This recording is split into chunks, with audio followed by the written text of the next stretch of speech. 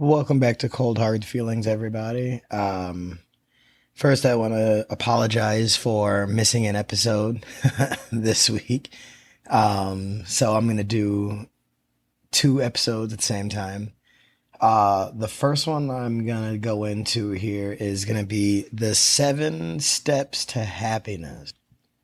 One of the important parts about this topic is the way that I look at it is that there are two different parts to the term happiness, because in my head, happiness doesn't really exist the way that it's portrayed on like social media, movies, fairy tales, like the happily ever after. Like, yeah, happily ever after is a thing, but not without its bumps in the road, right? And I think that that's kind of what people tend to assume happiness is like is, no bumps in the road. And that's just not a thing.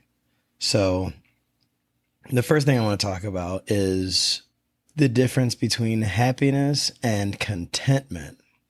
Contentment is, again, this is how I perceive it, but contentment is looking at a situation and accepting it with all its flaws and choosing to react and choosing to look back at it and saying, this is all right.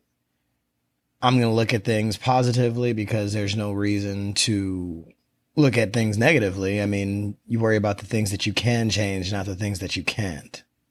Contentment is more what I would consider a constant feeling than happiness. Happiness, I feel like, is like the same thing as like, surprise, like when you get surprised for your birthday party. So when you walk into a room and the lights are all off and everything, and you turn them on and then people jump out surprise, and then, you're like shocked.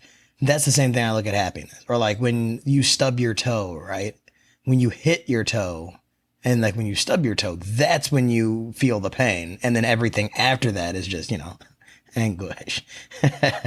Like when something happens, you get angry about it. Like angry is what I think is what I considered that like that happening, that happenstance, that time. Everything else after that is being, is just like a derivative of it. So when I look at happiness and I look at contentment, I look at happiness is, what you feel about what happened right then. And then contentment is going forward with, because being happy with something is just so, it feels like an extreme, because when people typically say, oh yeah, I'm happy with it, it just means that they're content with it. I mean, I'm not happy with my car. I was very happy with my car when I first got it, but you have to make changes to it, or you have to get it fixed. You have to take it in for oil changes and do all the maintenance and get gas and all that other stuff, right? So like you're happy when you first get it, but then you have to be content with it as well. Like keep going with it, keep making the changes, not just trading it in every 2 seconds or, what have you. So that's what I would consider the difference between happiness and commitment. Happiness is what happens, or is like the reaction, I guess. And contentment is everything that follows. So the 7 steps to said happiness, and then the contentment afterwards. The first step is, well, the emotion, right? It's the being the positive. It's the happiness, the happenstance, the experience, the memory, I guess, is what keeps a person, or what makes a person happy. They're happy in that moment, and however long that moment lasts. I'm not saying happiness is for a quick second and then it's over, but happiness is like that initial, that first day feeling, that new car smell, right? And the first step is important. It's the whole meaning of it, right? It's the embracing it, embracing the happiness. And the second step is holding on to it for as long as you can. I know the things like a saying in like relationships, especially like new ones or like the first ones or what have you, is, you know, they don't last forever, right? So try to cherish every moment that you have while you're in them. I don't know why I keep going back to cars, but when you get a brand new car, it's got that new car smell. Just take in that new car smell as often as you possibly can, because I know they make fragrances uh, for new car smell, but it's obviously not gonna be the same. So, hold on to it, take it in, embrace it, and just hold on to that feeling for as long as you possibly can. Third step, once that feeling starts to fade, is understand why it's fading. So to understand why it's fading, you got to take another step back. And I guess we'll just do car analogies for the rest of this. So when you have that new car smell and it starts to fade, you have to understand why it's fading. Is it just because, you have your windows down all the time when you're driving? Is it because you you get takeout all the time and your car now is starting to smell like food? Or is it because you wear like a really good, perfume or a really good, cologne or, something like that? Like, is that why? Is the smell just changing into something else that then becomes a new car smell?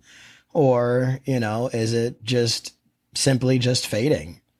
And that's the passage of time. So if you completed the first two steps and you are already happy, we're already happy, and you've embraced it and you're taking all that in and you're holding on to it as long as you can, once it starts to fade, that's, understanding that that's now moving from happiness into contentment. I want to say commitment, but that's a whole different episode. Um, it's moving from happiness into the contentment phase. And that's where step 4 comes along. Step 4 is understanding the take it or leave it. And typically we're looking for contentment. So we're going to go with the take it option. And understanding that this is now a constant. This is now something that's going to be around with you. And understanding that it's going to still be there no matter what is kind of what helps you live with it. So back to the new car, right? New car smell is fading. Now it smells like, let's just say Taco Bell. I haven't had Taco Bell in like, I don't know. I had it once in the past like 3 years. Now it's starting to smell like Taco Bell. And, you have a few options. You can just be like, wow, I just hate the fact that it smells like Taco Bell, and then be upset about it. Or you can just be like, man, I really like Taco Bell, and just be okay with it, not really care. Or you can start to do things like get fragrances, clean the inside of your car, wash it down, that type of thing. Do some fabric cleaners and all that stuff, all the whole 9 yards. And then make it smell as close to a new car, that first feeling. Some of you may or may not understand that this also ties into relationships. But that's kind of that's step 4, is learning and understanding that you might not ever get back to that initial happy feeling. Step 5 is accepting that and adapting to it. So again, with the take it or leave it options, you've now decided to take it, right? That's a choice that you made. So stick to it. If you have a new car and it smells like Taco Bell and you decided to go one of the 3 routes, either being upset about it, changing it, or keeping it the same, you got to stick to that. If you decide to clean it every couple of weeks or however often you feel like cleaning it. If you like Taco Bell and you're okay with the smell, then I guess you really don't have to do anything. If you're upset about it and you don't like it, then you'll probably end up reverting back to plan C, which was, cleaning it every so often, or leaving it, which hopefully that's doesn't happen, but that is typically where this stops. And then once you take the option to leave it, then you begin the cycle all over again. You get happy with something else, and then it's not the same as the first one that you got. One, because it never will be. But two, if you do get happy about it again, you're going to go through the same phases again. You're going to have to get through the point because nothing stays new forever. Nothing stays new forever. So take that, use it, and then you take your leave it, you take your take it phase, right? And you decide, all right, I'm gonna take it. Sorry if I'm starting to talk faster. I'm waiting for my pre-workout to hit so I can get into the gym. So you take it, and that's that. Adapt to it. Make whatever changes to your life is necessary to stay content with it, Understand that it's yours. It's in your possession, You take care of it because that was the choice that you made. Step 6 is looking back and holding on to the memories of when it was first brought into your life. If it was a car, it'll never be the same as when you first bought it, and that's fine. As long as you remember how it was when you first bought it, hold on to that. Let that be what carries you throughout your contentment phase, which hopefully lasts, a very long time, or the rest of your life, or what have you. Carry the memory of that initial happiness, because that happiness is typically supposed to be strong enough to carry you through the good times, the bad times when your car breaks down, when your car has to go into the shop, if it gets totaled. Hopefully that never happens, but it does happen in reality. Just hold on to that happiness. And then if you do have to change it out, or if something happens, try to replace it with a brand new memory, but look at it as a positive light, not a negative light, And then 7 is to just repeat basically steps 4 through 6.